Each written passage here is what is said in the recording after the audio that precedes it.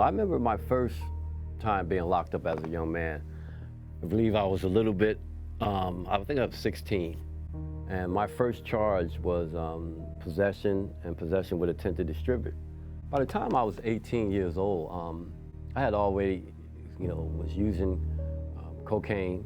I was sniffing cocaine 100 miles going north.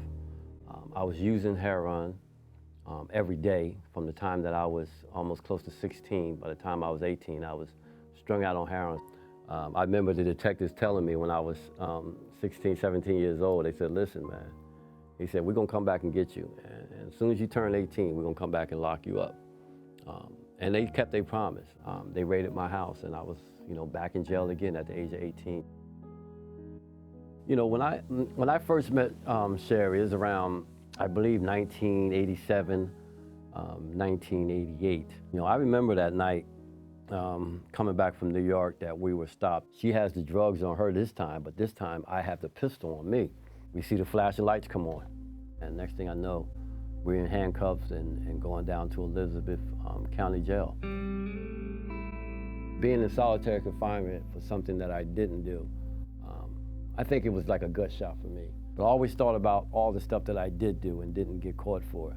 And I thought that that was punishment for those things that I didn't get caught for. It gave me an opportunity to look over my life, look at all the bad decisions I had made. And it gave me the ability to not only see my past, but also to see my future of what it could be. And I remember just, praying and asking God for forgiveness, but also realizing that if I wanted to change, that I would have to change myself. There was a program there called the AMER program, and it taught African American studies. So I got involved with the AMER program and became a student and a leader in that program, and actually met one of my first mentors, which was Brother Zwadi. He taught me about Madam C.J. Walker and A.J. Gaskin and all these black millionaires, these entrepreneurs who had done some amazing work, even through Jim Crow laws.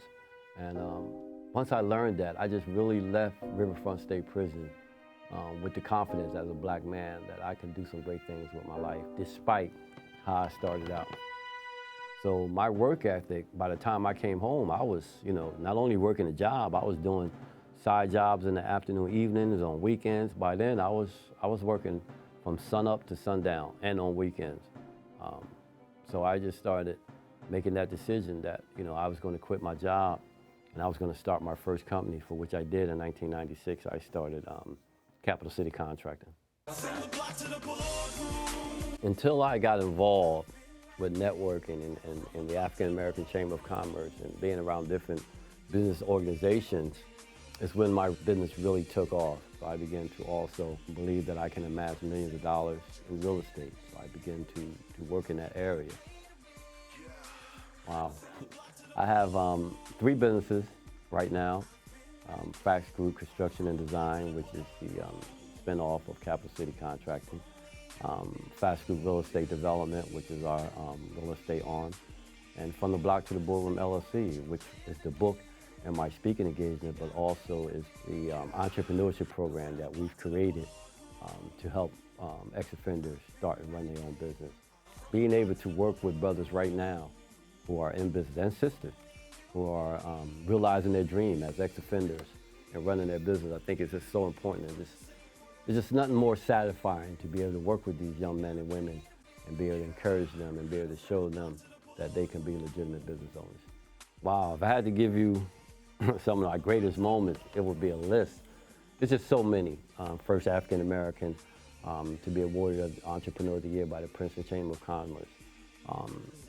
Being one of unprecedented 900 nominees, being one of Obama's White House Champions of Change in 2013. Just last year, one of 25 most influential African Americans in the state of New Jersey, alongside Senator Booker and Mayor Ross Barack. So many things that has transpired since I left prison in 1993 that I can't put my finger on one thing that has been the greatest. I think there's been many great moments in my life, and I think there's many more to come. From the block to the boardroom.